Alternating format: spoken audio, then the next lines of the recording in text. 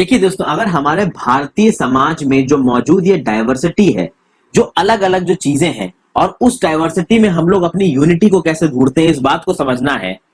तो देखिए, इस बात को समझने के लिए आपको लिए ये चैप्टर जो है आपका एनसीईआरटी का, ये बहुत मदद करने वाला है। यहाँ पे हम लोग क्लास 6 की पॉलिटी शुरू कर रहे हैं। किताब का नाम है सोशल एंड पॉलिटिकल लाइफ। मैंने क्लास 7 की पॉलिटी भी कंप्लीट की, जिस किताब का नाम है social and political life part 2। ये पहला यूनिट है, एक्चुअली पहला चैप्टर है सोशल एंड पॉलिटिकल लाइफ किताब का, जिसका जो आप कह सकते हो टाइटल है, उसका टाइटल है डाइवर्सिटी। आपको पता है कि फ्रेंड्स, हमारे देश में बहुत ज्यादा डाइवर्सिटी है, बहुत अलग अलग किस्म के कल्चर्स हैं, बहुत अलग अलग रिलीजन्स हैं, बहुत अलग अलग भाषाएं हैं। उसके बाद भी जो हमारा देश है वो एक है। यूनिटी इन डाइवर्सिटी का कंसेप्ट हम लोग यूज करते हैं। वो कैसे हुआ, उसको यहाँ पे थोड़ा बहुत हम लोग समझने की कोशिश करेंगे दोस्तों। तो यहाँ पे हमारे नेशनल एंथम लिखी हुई है। इस नेशनल एंथम का आप कह सकते हैं कि इंग्लिश ट्रांसलेशन यहाँ पे दे रखा है, तो आप थोड़ा इसको समझिए, खुद से पढ़ के समझने की कोशिश कीजिए। एक छोटा सा नोट है जो मैं आपको बताना चाहूंगा। जन गण मन was translated by Gurudev Rabindranath Tagore from Bengali to English in February 1919 at Madanpalle in the district of Chittoor। ये छोटी सी पीस ऑफ इंफॉर्मेशन है, ये मैंने आपको बताया। अब चैप्टर 1 अंडरस्टैंडिंग डाइवर्सिटी, यहाँ पे बात हो रही है। अब देखिए, सबसे पहले तो देखिए फ्रेंड्स, यहाँ पे बच्चों के पर्सपेक्टिव से ये किताब है, लेकिन हाँ, अगर आप पॉलिटी के बेसिक्स को समझ रहे हो और अभी अभी अपनी यूपीएससी या पीसीएस एग्जाम की तैयारी शुरू कर रहे हैं, तो भी ये चैप्टर आपको उतना ही मदद करेगा। आप अपनी क्लास में चारों तरफ देखिए, और जब अपनी क्लास में आप चारों तरफ अलग अलग बच्चों को देखोगे, तो क्या वो बच्चे आपके जैसे एग्जैक्टली लगते हैं? ऑब्वियसली नहीं दोस्तों। जब आसपास अपने दोस्तों को देखोगे, आपको बिल्कुल क्लियर कट डिफरेंसेस नजर आएंगे अपने दोस्तों में और आप में खुद में। ओके, ना केवल वो अलग आपसे लगते होंगे, ना केवल आपको इससे शक्ल में अलग होंगे, ना ही केवल वो आपसे हाइट में अलग होंगे, कोई मोटा होगा कोई पतला होगा, वो अलग अलग रीजन से आए हुए होंगे, उनके कल्चर्स अलग अलग होंगे, हो सकता है रिलीजियस बैकग्राउंड से अलग अलग हो, कोई जैन हो, कोई मुस्लिम हो, कोई हिंदू हो, कोई क्रिश्चियन हो, तो अलग अलग रिलीजन भी हो सकता है। यानी कि अगर आप एक जगह पे चीजों का कंपैरिजन करें, तो कोई भी दो अलग अलग लोग आपको सिमिलर नहीं दिखेंगे, वो बहुत सारी चीजों में अलग अलग होंगे। वो रिलीजन्स में अलग हो सकते हैं, कल्चर्स अलग हो सकते हैं, उनकी लैंग्वेज अलग हो सकती है। इसीलिए इंडिया बहुत ज्यादा इंटरेस्टिंग होता है, क्योंकि इंडिया एक ऐसी कंट्री है जहां बहुत ज्यादा डाइवर्स कल्चर्स मिलते हैं, और उन अलग अलग कल्चर्स को लोग फॉलो करते हैं। उसके बाद भी हमारा देश यूनाइटेड है। इसलिए यूनिटी इन डाइवर्सिटी का सिद्धांत अगर कहीं सबसे ज्यादा एप्लीकेबल होता है, तो वो इंडिया में होता है। ओके, तो यहाँ पे क्वेश्चन पूछा गया है सबसे पहले, how did India become like this. तो भैया देखिए, इंडिया इतना डाइवर्स बहुत पहले से था दोस्तों। अभी हम धीरे धीरे देखेंगे कि हमारे देश के अलग अलग हिस्सों में अलग अलग जगह से लोग आके सेटल हुए हैं, ठीक है। तो इसलिए इंडिया बहुत ज्यादा डाइवर्स है। फिर are all kinds of difference a part of diversity, ज्यादातर तरीके के डिफरेंस हमारे डाइवर्सिटी के पास होते हैं, पार्ट होते हैं। Can diversity also be a part of unity, बिल्कुल हो सकती है। हमारे देश में आपको यूनिटी इन डाइवर्सिटी का सिद्धांत नजर आता है। यहाँ देखिए, तीन आपको पेंटिंग्स दिखेंगी, तीन अलग अलग बच्चों ने पेंटिंग्स बना रखी हैं। तो देखिए, आपकी एज के, यहाँ पे जब आपकी एज की बात हो रही है, तो 6th क्लास के पढ़ने वाले बच्चे की एज के कुछ चिल्ड्रंस ने ऊपर की 3 पेंटिंग्स बनाई है, जो कि मैंने आपको दिखाई है अभी। और आप अपने हिसाब से एक पेंटिंग यहाँ पे बना सकते हो। जो भी पेंटिंग आप बनाओगे दोस्तों, वो ऊपर दिखने वाली इन 3 पेंटिंगों से बिल्कुल अलग होगी। और क्लास में अगर 60 बच्चे हैं, तो 60 बच्चे बिना किसी दूसरे की पेंटिंग देखे अपने मन से पेंटिंग बनाएंगे, तो उन सब की पेंटिंग अलग आएगी। क्योंकि हम सब की जो ड्राइंग स्टाइल है वो यूनिक है। हम सब एक दूसरे की तरह एग्जैक्टली नहीं रखते हैं। हम सब लैंग्वेज में डिफर करते हैं, कल्चरल बैकग्राउंड्स में डिफर करते हैं, जो रिलीजन हम फॉलो करते हैं उसमें डिफर करते हैं। ओके फ्रेंड्स, अब देखिए, यहाँ पे एक एक्सरसाइज है, fill out the following information about yourself. When I go out I like wearing. तो इस सवाल का जवाब अगर कोई लड़की देगी, तो कुछ लड़कियां बोलेंगी जीन्स, कुछ लड़कियां बोलेंगी सलवार सूट, कुछ लड़कियां बोलेंगी ट्राउजर्स। तो एक लड़की के लिए इस सवाल का जवाब अलग अलग हो सकता है। उसी तरीके से एक लड़का है, अगर वो बोलता है at home I speak in, तो देखिए मैं हुआ तो बोलूंगा हिंदी। अगर कोई साउथ इंडिया का हुआ, मान लो वो आंध्र प्रदेश का है, तो वो बोलेगा तेलुगु। हो सकता है वो इंग्लिश में बोल रहा हो सकता है कोई नॉर्दर्न एरियाज के गांव के इलाके से आता हो, तो वो भोजपुरी बोल रहा हो। तो इस सवाल का जवाब भी अलग अलग लोगों के लिए अलग अलग हो जाएगा। उसी तरीके से तीसरे और चौथे सवाल का जवाब भी अलग अलग होगा। तो एक्चुअली में यहाँ पे आप करना क्या चाह रहे हो, यहाँ पे आप करना चाह रहे हो कि देखो, अलग अलग बैकग्राउंड के जो लोग हैं ना, वो अलग अलग जवाब देंगे यहाँ पे। और आप देखोगे कि हर केस में जवाब मैच नहीं होंगे। तो बहुत सारी चीजों में आप देखोगे दोस्तों कि हम दूसरों से बहुत अलग होते हैं। ओके, तो आप ये देखोगे कि अब तक आप रिकग्नाइज कर लोगे कि बहुत सारी चीजों में आप अपने क्लासमेट से बहुत अलग हो सकता है बहुत सारी चीजों में आपके क्लासमेट्स के साथ आपकी कुछ सिमिलैरिटीज भी हो। सिमिलैरिटी इन द सेंस कि जैसे कि आप अपने दोस्तों के साथ किसी एक आइसक्रीम शॉप में जाते हो, आपके एक दोस्त को भी वेनिला फ्लेवर पसंद है, आपको भी वेनिला फ्लेवर पसंद है, तो ये एक सिमिलरिटी हो सकती है। हो सकता है आपका तीसरा दोस्त है, उसको चॉकलेट फ्लेवर पसंद हो, तो वो उससे आप लोग सिमिलर नहीं होंगे। तो कुछ चीजों में हम लोग अपने दोस्तों के साथ सिमिलर हो जाते हैं और कुछ चीजों में हम लोग अपने दोस्तों के साथ सिमिलर नहीं होते। ज्यादातर चीजों में हम लोग सिमिलर नहीं होंगे। अब जब यहाँ दोस्त बनाने की बात होती है तो एक और चीज देखते हैं। Do you think it would be easy for you to make friends with someone who is very different from you? यहाँ पे सवाल पूछा गया है कि क्या आपको लगता है कि ये आपके लिए किसी एक दूसरे इंसान के साथ दोस्ती करना जो आपसे बहुत अलग है, क्या ये एक आसान बात है? देखिए यहाँ पे एक कहानी सी चलती है, कहानी एक किताब से उठाई गई, इस कहानी को हम लोग देखते हैं। एक बॉय था जो कि जनपद क्रॉसिंग पे न्यूज़पेपर्स बेचता था। जनपद क्रॉसिंग एक बहुत बिजी इंटरसेक्शन था और उस जगह से मान लीजिए कि आप साइकिल करके रोज निकलते हैं। यहाँ पे एक पर्सन है जो साइकिल करके रोज निकलता है, साइकिल चला के यहाँ से निकलता है और उसी जगह पे उसको रोज इसी क्रॉसिंग पे एक लड़का न्यूज़पेपर बेचता हुआ दिखता है। ओके, तो जब जब ये लड़का यहाँ साइकिल चला के आता था तब तक ये न्यूज़पेपर बेचने वाला लड़का इसके पास दौड़ के आता था और उसको इंग्लिश न्यूज़पेपर देने की कोशिश करता था कि वो खरीद ले। और ये लड़का जो दौड़ के आता था न्यूज़पेपर बेचने की कोशिश करता था, वो इवनिंग हेडलाइंस को हिंदी और इंग्लिश दोनों वर्ड्स में चिल्ला रहा होता था। नॉर्मली अगर आपने देखा होगा कि जो लोग न्यूज़पेपर्स बेचते हैं वो हेडलाइंस को चिल्लाते हुए दौड़ते हुए बेचते हैं। तो एक बार क्या हुआ, जो साइकिल लड़का चला रहा था वो रुका और उसने हिंदी पेपर मांगा। तो जैसे ही ये साइकिल चलाने वाले लड़के ने हिंदी पेपर मांगा तो जो लड़का पेपर बेच रहा था वो थोड़ा रुक गया और उसने बोला कि आप हिंदी बोलते हैं? तो जो साइकिल चला रहा था उसने बोला ऑफ कोर्स मैं हिंदी बोलता हूं। तो फिर जो साइकिल लड़का चला रहा था उसने पूछा कि तुम्हें ऐसा क्यों लगा?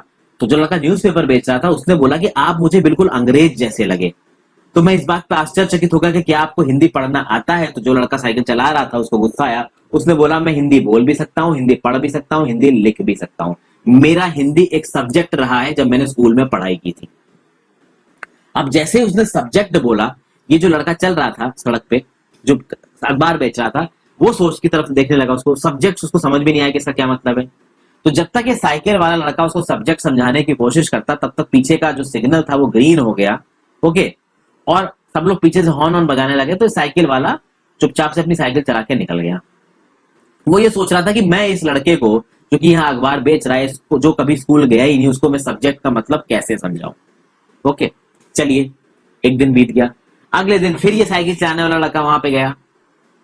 जब साइकिल चलाने वाला लड़का वहां पे पहुंचा तो एक अखबार बेचने वाला लड़का वहीं पे था, उसको तो देख के स्माइल कर रहा था। उसने बोला भैया आज का अखबार। उसने भैया न्यूज़पेपर उसको दिया। ठीक है, फिर उसने पूछा, पुराने दिन से डिस्कशन शुरुआत की कि भैया ये सब्जेक्ट क्या चीज है। उसके बाद जब उसने सब्जेक्ट को बोला ना तो जो लड़का साइकिल चला रहा था उसको दूसरे लड़के के यानी कि वो लड़का जो कि अखबार बेच रहा था उसके मुंह से जब सब्जेक्ट सुनाई पड़ा तो उसको बहुत अजीब सा लगा।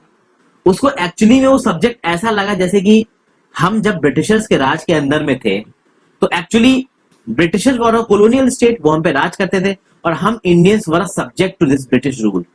हम इस ब्रिटिश रूल के सब्जेक्ट्स थे, उनके गुलाम थे। तो जब इस अखबार बेचने वाले लड़के ने सब्जेक्ट बोला ना तो जो साइकिल में बैठ रहा था उसका लड़के को सब्जेक्ट कुछ ये वाला सब्जेक्ट समझ में आया, गुलाम वाला, ऐसे उसको लगा। तो भाई साइकिल चलाने वाले लड़के ने उसको बताया कि भाई सब्जेक्ट का मतलब होता है कुछ पढ़ने वाली चीज। ठीक है, फिर थोड़ी और बातचीत होने लगी चूंकि अभी रेड लाइट हो रखी थी। तो उस साइकिल चलाने वाले लड़के ने इस अखबार बेचने वाले लड़के से पूछा कि तुम कभी स्कूल गए हो? तो उसने जवाब दिया मैं कभी स्कूल नहीं गया था, जैसे ही मैं बड़ा हुआ मैंने काम करना शुरू कर दिया। पहले मेरी मदर भी मेरे साथ काम करने के लिए आती थी लेकिन मैं अब अकेले काम करता हूँ, अकेले काम करके पैसे कमाता हूँ, उन पैसों को अपने घर बेचता हूँ। तो फिर साइकिल चलाने वाले लड़के ने उस लड़के से पूछा कि तुम्हारी माँ कहाँ है? तब तक लाइट स्क्रीन हो गई, उसको चलना पड़ा। तो वो लड़का चिल्ला के बता रहा था कि भाई मेरी माँ यहाँ पे है मेरठ में, और फिर उसकी आवाज चली गई क्योंकि बहुत ज्यादा ट्रैफिक था तो सुनाई नहीं पड़ रहा था। फिर अगले दिन दोनों फिर से मिले तो नाम पूछा इस साइकिल वाले ने इस लड़के का जो कि अखबार बेच रहा था, उसने बताया मेरा नाम समीर है। फिर उसने बहुत शर्मा के इस साइकिल वाले का नाम पूछा तो उसने बोला कि भाई मेरा भी नाम समीर है। दोनों एक दूसरे को देख के मुस्कुराने लगे। ठीक है, तो उस साइकिल वाले लड़के उस अखबार बेचने वाले लड़के ने बोला कि चलिए हम दोनों का नाम समीर है तो मैं आप हो जाओगे समीर एक और मैं हो जाऊंगा समीर 2। उसने खुशी खुशी में ये बात बोली, क्योंकि दोनों का ही नाम समीर था, तो दोनों को एक नाम से कैसे बुलाया जाए, तो उसने साइकिल वाले को बोला समीर 1 और अपने आप को बोला समीर 2। दोनों लोगों ने एक दूसरे के साथ हाथ मिलाया। जब हाथ मिलाया तो उस साइकिल चलाने वाले को भी बहुत अच्छा लगा, उसको लगा कि इससे मेरी दोस्ती सी हो रही है। अगले दिन वो दोनों फिर मिले। इस बार वो जो अखबार बेचने वाला लड़का था वो स्माइल नहीं कर रहा था। तो जब वो स्माइल नहीं कर रहा था तो जो लड़का साइकिल चला रहा था उसने उससे पूछा कि भाई क्या हो गया, क्यों परेशान हो। तो ये जो लड़का था जो अखबार बेच रहा था वो परेशान था। वो कह रहा था कि मेरे होम टाउन मेरठ में कुछ प्रॉब्लम हो गई है, वहां पे कम्युनल राइट्स हो गए हैं। तो साइकिल चलाने वाला लड़का बोला कि कम्युनल राइट्स। तब तक उस लड़के ने जो कि अखबार बेच रहा था उसने बताया कि मैं मुस्लिम हूं। ये तो वो जो समीर था वो मुस्लिम समीर था, और चूंकि कम्युनल राइट्स चल रहे थे तो वो रो रहा था। वहां पे जो उसकी फैमिली थी काफी प्रॉब्लम में थी। तो साइकिल चलाने वाले लड़के ने उसको कंसोल करने की कोशिश की, उसके कंधे पे आंख रखा, पर वो बहुत परेशान था।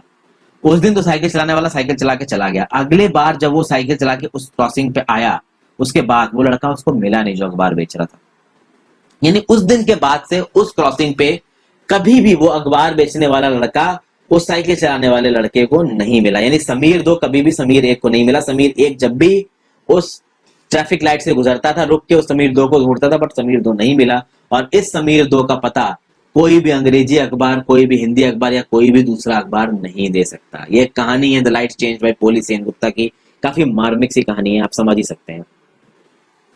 तो आपको यहाँ पे 3 तरीके बताने हैं कि समीर 1 और समीर 2 कैसे डिफरेंट थे और क्या इन डिफरेंसेस की वजह से उनकी दोस्ती रुक रही थी। नहीं फ्रेंड्स, इन डिफरेंसेस की वजह से उनकी दोस्ती नहीं रुक रही थी। इनफैक्ट जब समीर 2 ने समीर 1 को बताया कि मेरी फैमिली प्रॉब्लम में है, तो समीर 1 ने उसको कंसोल करने की कोशिश की।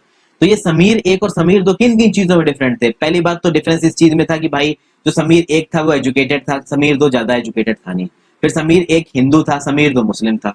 फिर समीर 1 थोड़ा सा अच्छी फैमिली से था, थोड़ा रिच था, और समीर 2 बिल्कुल ही गरीब था। सिंपल सिंपल 3 डिफरेंसेस आपको यहाँ पे नजर आ रहे हैं। फिर समीर 1 को थोड़ी अच्छी इंग्लिश आती थी, समीर 2 को उतनी इंग्लिश आती नहीं थी, वो हिंदी बोलता था। बट उसके बाद भी उनके बीच में एक बॉन्डिंग बन रही थी दोस्तों, और ये बॉन्डिंग, ये जो अलग अलग रिलीजियस बैकग्राउंड था, ये जो अलग कल्चरल बैकग्राउंड था, ये उनकी दोस्ती के आड़े नहीं आ रहा था। यानी यहाँ पे आपको एक सीख मिलनी चाहिए कि कभी भी रिलीजियस बैकग्राउंड, कभी भी आपके कल्चरल बैकग्राउंड आपकी दोस्ती के आड़े नहीं आते हैं। ओके, यहाँ पे आपको पता है कि समीर बताना है कि समीर 1 कौन से फेस्टिवल्स को सेलिब्रेट करता है, समीर 2 कौन से फेस्टिवल्स को सेलिब्रेट कर रहा है। आपको सीधी सी बात है, हिंदू फेस्टिवल्स और मुस्लिम फेस्टिवल्स के नाम जानना है। ये आप खुद ढूंढिए, बहुत ही आसान सी चीज है, किसी से भी पूछेंगे आपको बता देंगे। अब देखिए,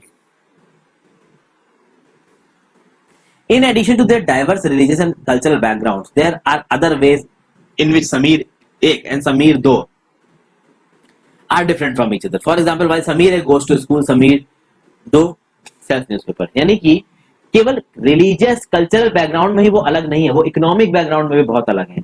समीर 1 जो है वो स्कूल जाता है, पढ़ाई करता है, बट समीर 2 वहां पे अखबार बेचता है। क्या समीर 2 चाहे कि वो स्कूल जाए तो वो स्कूल जा पाएगा? नहीं जा पाएगा दोस्तों, नहीं जा पाएगा। इसीलिए राइट टू एजुकेशन को एक फंडामेंटल राइट बनाने की कोशिश की गई थी, ताकि समीर 2 जैसे बच्चे स्कूलों में जाके पढ़ सके। समझ गए? आगे देखते हैं। समीर 2 के पास कोई भी अपॉर्चुनिटी नहीं है स्कूल जाने की, और आप देखोगे दोस्तों कि आपकी लोकेलिटी में भी ऐसे बहुत से लोग हैं जो बहुत गरीब हैं, उनके पास खाने पीने की चीजें नहीं है, रहने की जगह नहीं है, वो भी स्कूल जाना अफोर्ड नहीं कर सकते। लेकिन यहाँ पे डिफरेंस अलग हो जाएगा। जैसे फॉर एग्जाम्पल आप देखो दोस्तों कि मान लीजिए एक लड़का है मोहन त्यागी।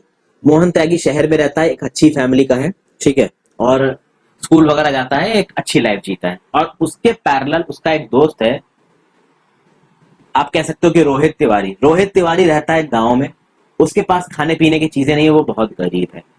तो क्या रोहित तिवारी और इस मोहित त्यागी के बीच में कोई कल्चरल डिफरेंस है? क्या कोई रिलीजियस डिफरेंस है? नहीं है। बट फिर भी उन दोनों की औकात में डिफरेंस है, उन दोनों की पैसों के लेवल में डिफरेंस है। इसलिए उनका जो डिफरेंस है वो इनइक्वालिटी की वजह से है। यहाँ समीर 1 और समीर 2 में जो डिफरेंसेस थे बहुत हद तक वो इसलिए आ रहे थे कि दोनों के कल्चरल अलग थे, रिलीजन अलग थे। लेकिन जब यहाँ पे मैंने मोहित त्यागी का एग्जाम्पल दिया और रोहित तिवारी का एग्जाम्पल दिया, तो यहाँ पे इनइक्वालिटी उनके इकोनॉमिक स्टेटस की वजह से आ रही है।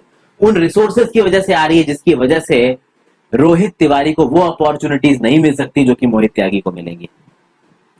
फिर अगर अपनी सोसाइटी में इनइक्वालिटी की बात की जाए तो एक और जो बहुत मेजर फैक्टर है हमारी सोसाइटी में इनइक्वालिटी का, वो है कास्ट सिस्टम। देखिए हमारी सोसाइटी अलग अलग कास्ट में डिसाइडेड है। अर्ली ऋग्वेदिक एरा में तो नहीं, बट लेटर ऋग्वेदिक एरा में कास्ट आने लगा था फ्रेंड्स। और जब बाद के वेदास लिखे गए, ये कास्ट सिस्टम और रिजिड होता चला गया। और उस कास्ट सिस्टम ने क्या बोला कि भाई जो जिस कास्ट में पैदा होगा वो उसी कास्ट का काम करेगा। यानी कि अगर आप एक पॉटर की फैमिली में पैदा करते हो तो आप पॉटर ही बनोगे। तो इस बात से कोई फर्क नहीं पड़ता कि आपके अंदर क्या टैलेंट है, आप जहां पैदा हो रहे हो आप वही काम करोगे। और आप इससे समझ सकते हो फ्रेंड्स कि टैलेंट को कितना ज्यादा दबाया जाएगा। हर इंसान अपने आप में यूनिक होता है, हर बच्चा अपने आप में यूनिक होता है, हर इंसान की अपनी खुद की एक क्वालिटी होती है। जरूरी नहीं है कि आपके फादर ने जो किया हो आप उस चीज में अच्छे हो सकता है आप किसी और चीज में अच्छे हो।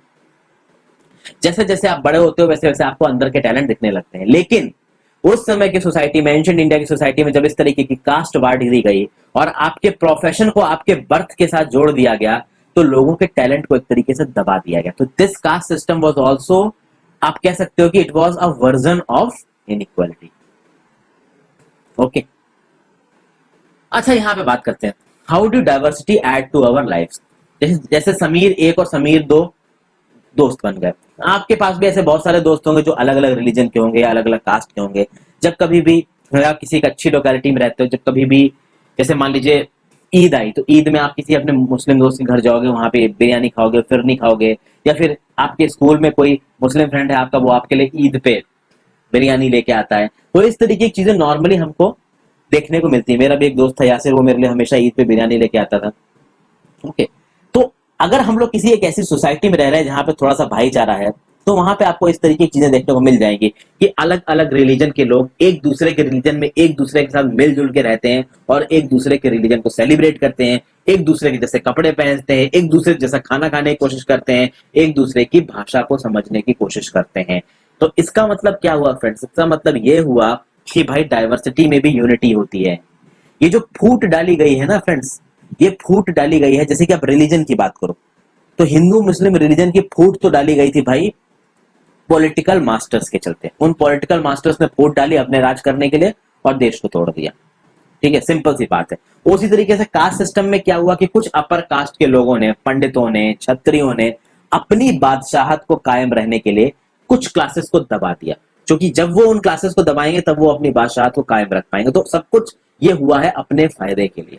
ये जब भी इनइक्वालिटी की चीज निकल के आती है ना, किसी ना किसी का फायदा उसके साथ जुड़ा हुआ होता है। लेकिन हम यहाँ पे इतनी सारी चीजों को देख के ये समझ सकते हैं दोस्तों कि भाई चाहे कितनी भी डाइवर्सिटी हो उसमें भी यूनिटी ढूंढना इतना मुश्किल नहीं होता है। अच्छा, यहाँ पे आपको एक लिस्ट बनानी है। Make a list of the food that you have eaten from different parts of India.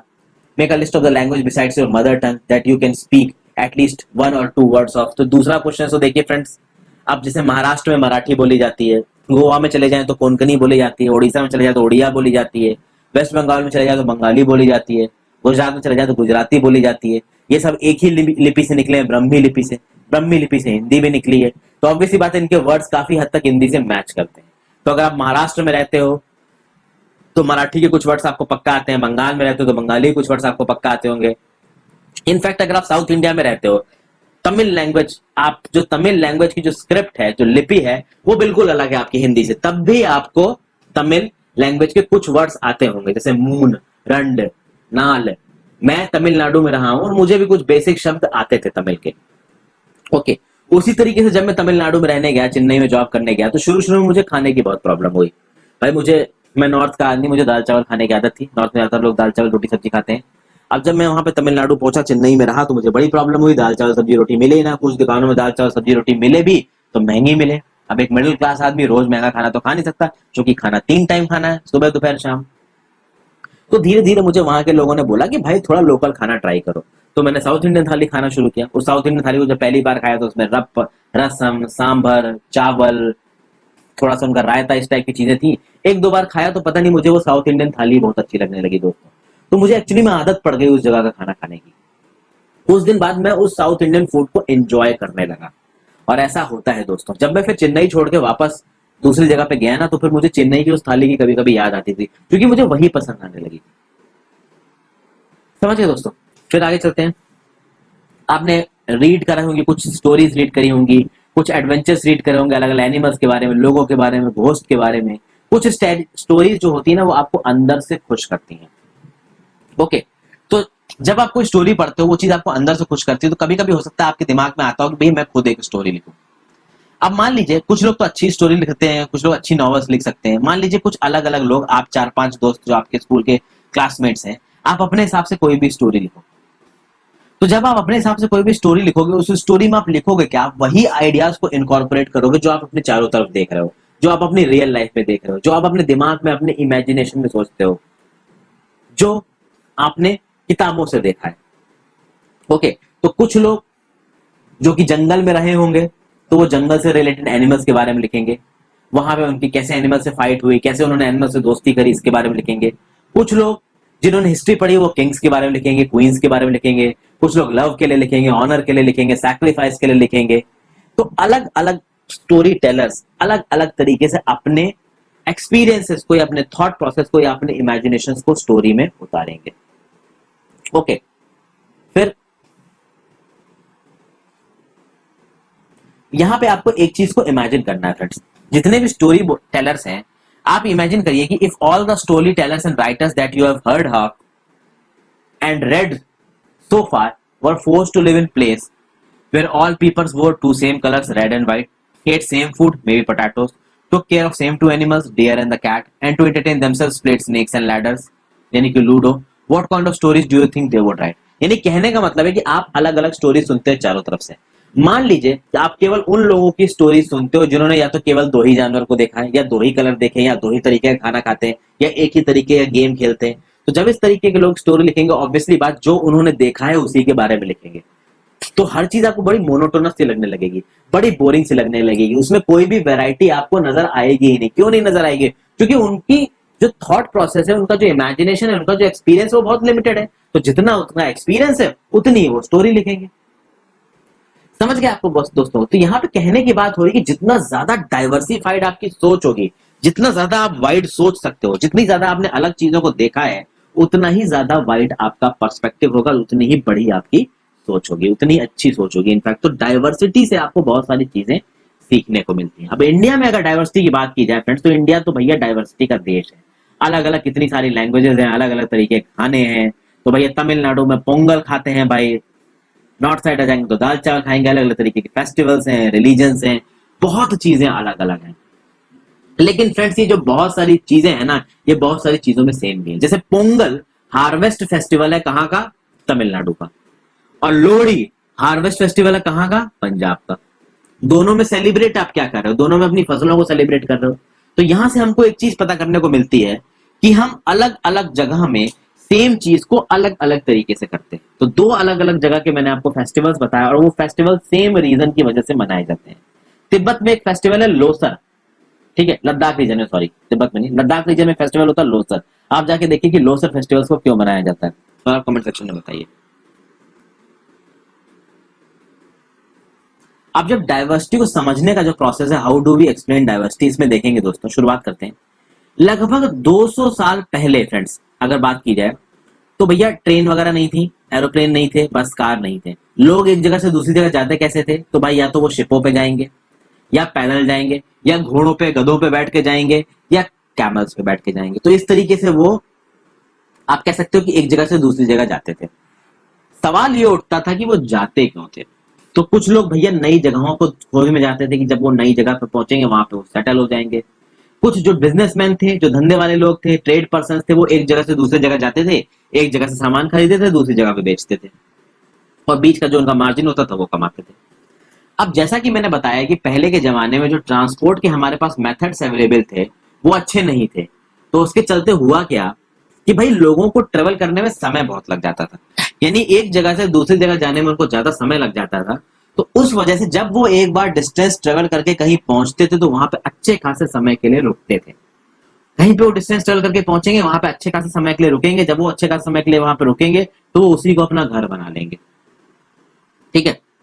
अच्छा, लोग बहुत सारी और वजहों पे भी जाते थे। मान लीजिए आप कहीं पर रह रहे हो और वहां पे अच्छे कंडीशंस नहीं है, वहां पे रेगुलरली फ्लड्स आ रहे हैं, बाढ़ आ रही है, सूखा पड़ रहा है, खाने पीने की चीजें नहीं उग रही हैं, तो ऑब्वियस सी बात है उस जगह को आप छोड़ के जाओगे।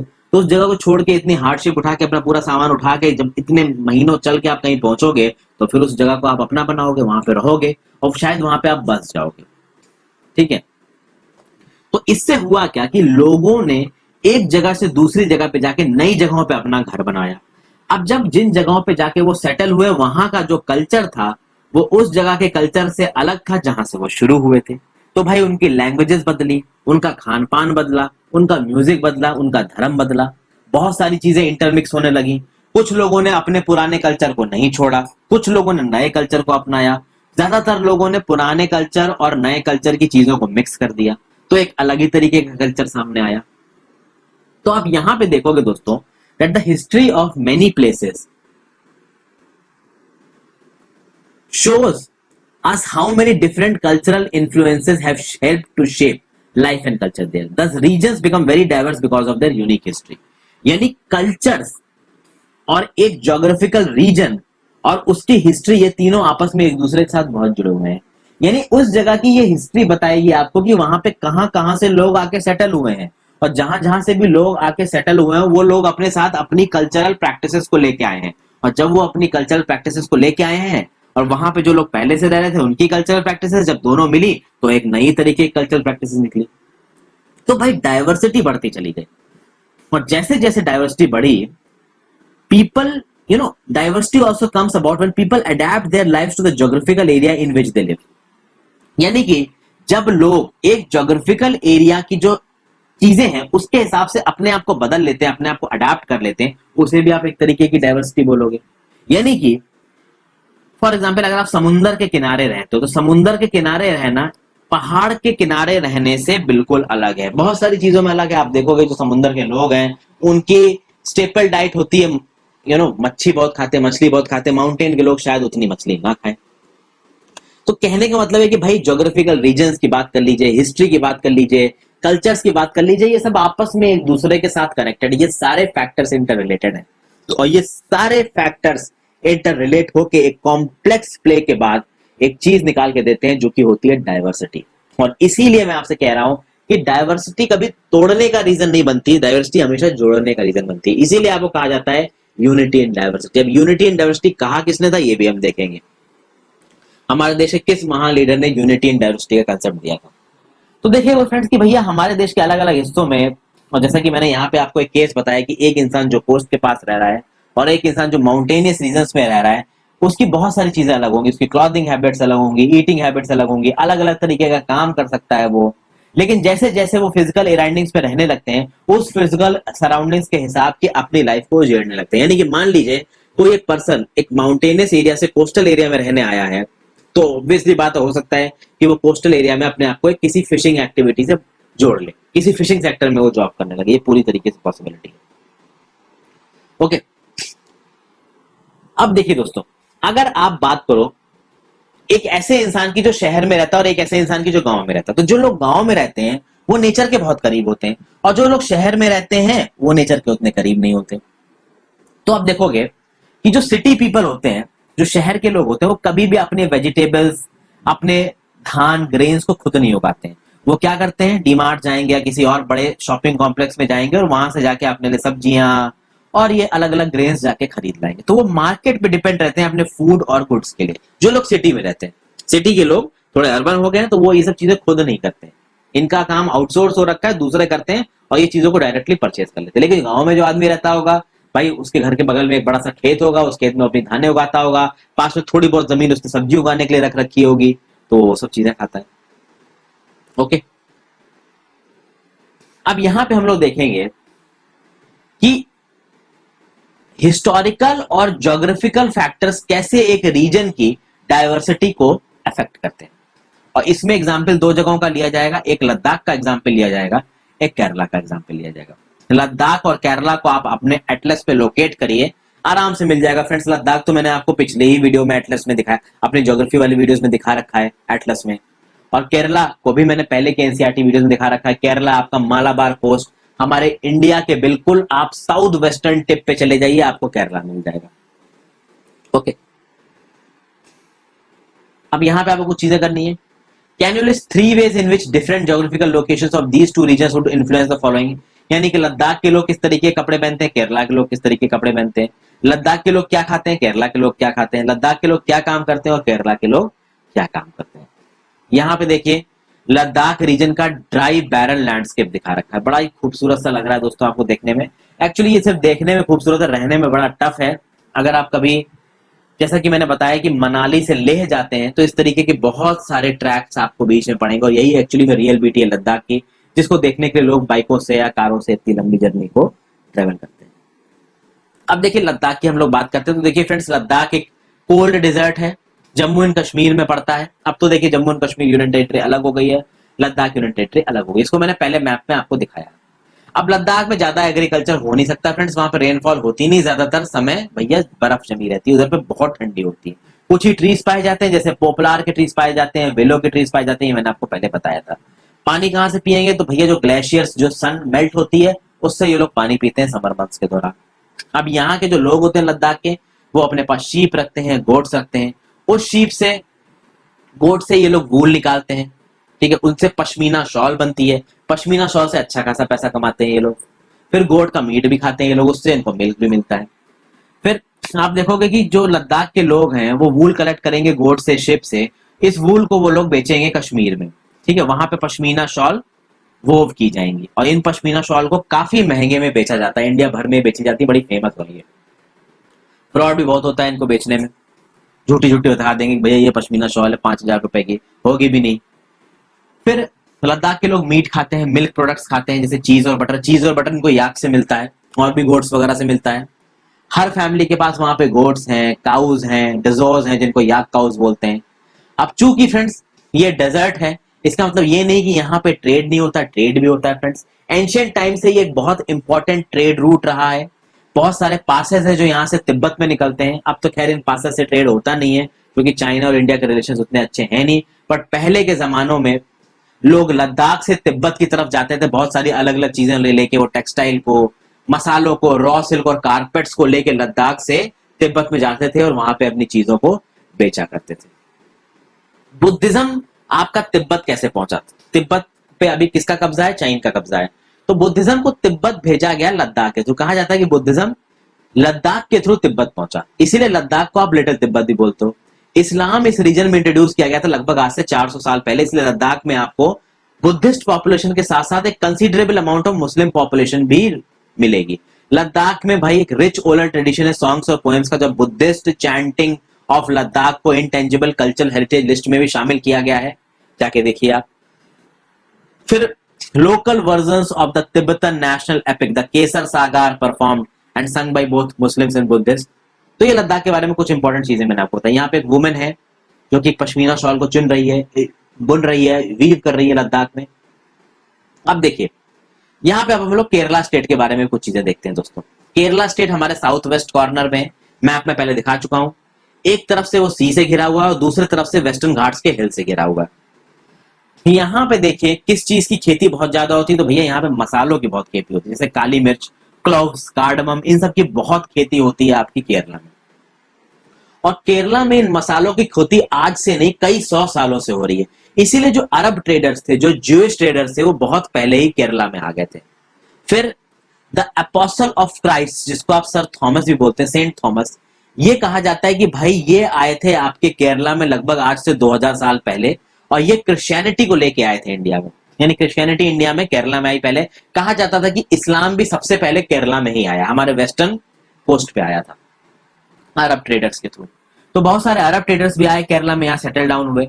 इब्न बतूता है ना, इब्न बतूता ने अपने अकाउंट्स लिखे हैं, उस अकाउंट्स में इब्न बतूता ने लिखा है भाई कि यहाँ पे बहुत सारे मुस्लिम ट्रेडर्स रहा करते थे और मुस्लिम कम्युनिटी यहाँ पे बहुत रिस्पेक्टेड कम्युनिटी हुआ करती थी उस टाइम पे, जिस समय पे इब्न बतूता यहाँ पे आया था। इब्न बतूता इंडिया में लगभग 700 साल पहले आया था लमसम। फिर भाई पोर्तुगीज आए, पोर्तुगीज ने एक रूट डिस्कवर किया इंडिया को, वो यूरोप से घूमते हुए वास्को डगामा आया और इंडिया में लैंड हुआ। बड़ी ही टफ जर्नी करी उसने समुद्र की, बट उसने रास्ते खोल दिए यूरोपियन पावर्स के इंडिया में एंट्री मारने के लिए। तो आप देख सकते हैं कि भाई बड़ी केरला में बहुत सारे लोग आए हैं, अरब ट्रेडर्स भी आए, क्रिश्चियनिटी भी आई, तो बहुत जबरदस्त हिस्टोरिकल इन्फ्लुएंसेस मिलेंगे आपको केरला के कल्चर में। तो केरला के लोग भाई जुडाइज्म को भी फॉलो करते हैं, इस्लाम को भी फॉलो करते हैं, क्रिश्चियनिटी को भी फॉलो करते हैं, हिंदू धर्म भी वहां लोग मिलेंगे आपको, बुद्धिज्म भी वहां पे मिल जाएंगे। वहां पे जो फिशिंग नेट्स मिलते हैं ना फ्रेंड्स, उनको बोला जाता है चीना वाला। फ्राई करने के लिए वहां पे जो बर्तन इस्तेमाल किए जाते हैं ना, उसको बोला जाता है चीना चट्टी, और इन दोनों में चीना वर्ड कॉमन है। और कहा जाता है ये जो चीना वर्ड है, जो चीन है, ये चाइना को डिनोट करता है।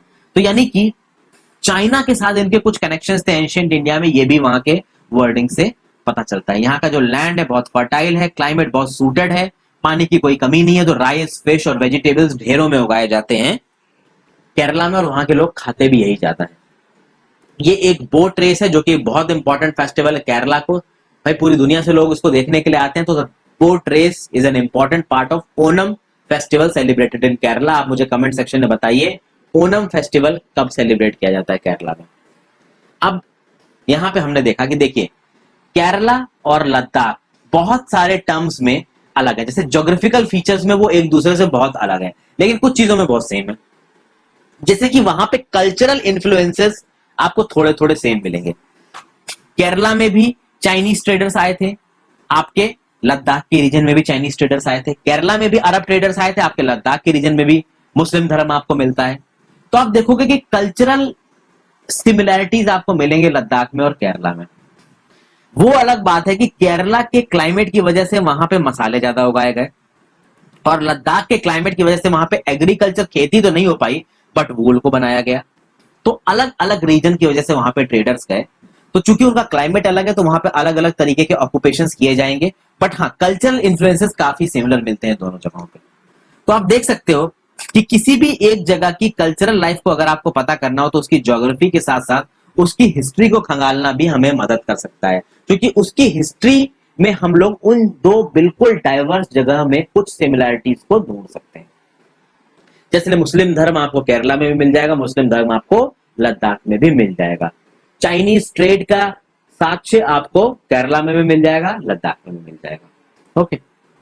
और ये जो डाइवर्स कल्चर्स का इन्फ्लुएंस होता है, ये केवल पास्ट में नहीं होता था, आज के डेट में भी डाइवर्स प्लेसेस का इन्फ्लुएंस हो रहा है। भाई लोग जगह टू जगह वर्क करने के लिए जाते हैं। जैसे कि मैं बताता हूँ कि भाई मैं नॉर्दर्न स्टेट्स को बिलोंग करता हूँ, और मैं चेन्नई में नौकरी करने के लिए गया तमिलनाडु में, और फिर धीरे धीरे मुझे वहां के कुछ कल्चर की चीजें, जैसे उनके कल्चर में जो उनका खान पान है, उस खान पान को मैंने खुद अडेप्ट किया अपने आप को उस खान पान के हिसाब से। क्योंकि अगर मुझे वहां पे जीना है, तो मुझे वहां के हिसाब से अपने आप को अडेप्ट करना ही पड़ेगा, मेरे पास कोई ऑप्शन नहीं है। कोई भी जाएगा उसके पास कोई भी ऑप्शन नहीं होगा। अब हम बात करते हैं यहाँ पे यूनिटी और डाइवर्सिटी की, यूनिटी इन डाइवर्सिटी की। देखिए इंडिया की डाइवर्सिटी हमेशा उसकी एक ताकत मानी जाती है। जब ब्रिटिश रूल कर रहे थे इंडिया को, तो भाई अलग अलग कल्चरल, रिलीजियस और रीजनल बैकग्राउंड के मेन और वुमेन उठ के आए, और उन्होंने ब्रिटिश राज को अपोज किया, और जब ये साथ में लड़े तभी हमको फ्रीडम मिली। तो हमें अपने ज्वाइंट एक्शन के दम पे हमने ब्रिटिशर से लड़ाई की, साथ में जेल गए, साथ में उनके खिलाफ लड़ाई हुई, और साथ में ही हमको इंडिपेंडेंस मिली। ब्रिटिशर्स हमको डिवाइड कर सकते थे, ऐसा उन्होंने सोचा। कुछ जगहों पे वो हमको डिवाइड नहीं कर पाए, कुछ जगहों पे वो हमको डिवाइड करने में कामयाब रहे। इसलिए आप देखेंगे कि रिलीजन के आधार पे इंडिया और पाकिस्तान बना। इस डिवाइड एंड रूल की जो नींव डाली थी, मॉर्ले मिंटो रिफॉर्म्स ऑफ 1909 से डाली गई थी। 1919 में इसको और स्ट्रेंगन किया गया, और फिर इसको स्ट्रेंगन करते ही गए। ब्रिटिशर्स को समझ में आ गया कि डिवाइड एंड रूल वाली पॉलिसी उनके इंडिया में चल जाएगी। तो कुछ जगह पे तो वो डिवाइड करने में सक्सेसफुल रहे, कुछ जगहों पे वो डिवाइड करने में सक्सेसफुल नहीं रहे। जैसे कि जब जलियांवाला कांड हुआ था, तो उस जलियांवाला कांड के बाद ये जो पोएम है, इस सॉन्ग को गाया गया। तो आप कह सकते हो कि this song was sung after the Jallianwala Bagh massacre in Amritsar, जहां पे एक ब्रिटिश जनरल था, जनरल डायर, जिसको बाद में इंग्लैंड में मार दिया था एक इंडियन रेवोल्यूशनरी ने। उस इंडियन रेवोल्यूशनरी का नाम क्या है, नीचे कमेंट सेक्शन में बताइए। तो उस ब्रिटिश जनरल ने फायर ओपन कर दी थी। भाई हजारों की तादाद में लोग मर गए थे, बहुत सारे लोग कुएं में कूद गए, उसकी वजह से मर गए, बहुत सारे लोगों को चोट लगी। तो वहां पे भाई रिच, पुअर, हिंदू, सिख, मुस्लिम सब मरे थे। तो उसकी वजह से एक्चुअली मेजरली वहां पे सिख कम्युनिटी थी, तो मेजरली वहां पे सिख कम्युनिटी मरी थी। बट इस चीज के अगेंस्ट में प्रोटेस्ट हिंदुओं ने भी किया, मुस्लिम्स ने भी किया, अमीर गरीब सब ने किया। तो आप देख सकते हैं कि इस तरीके की चीजों ने हमारी इंडियन सोसाइटी को स्ट्रेंगन किया है। बट हाँ, रिलीजन के बेसिस पे जो हमारी इंडियन सोसाइटी है वो बटी भी है। उसी वजह से हमारा देश का बंटवारा हो गया था, इंडिया और पाकिस्तान मर गया था। यहाँ पे देखिए पंडित नेहरू जी इंडिपेंडेंस डे की स्पीच दे रहे हैं। तो देखिए फ्रीडम स्ट्रगल के दौरान जो सॉन्ग्स और सिंबल्स उभरे, वो आज तक हमको अपने कंट्री के रिच ट्रेडिशन के बारे में बताते हैं, जो हमारी कंट्री डाइवर्सिटी की, आप कह सकते हैं ना कि जो हमारी कंट्री में डाइवर्सिटी के लिए रिस्पेक्ट है, वो हमें अपने फ्रीडम स्ट्रगल से पता चलता है। हमारे फ्रीडम स्ट्रगल में हर कास्ट के लोगों ने, हर रिलीजन के लोगों ने पार्टिसिपेट किया है और सबके कंबाइंड एफर्ट से हमको आजादी मिली है। ओके, क्या आपको इंडियन फ्लैग की स्टोरी पता है?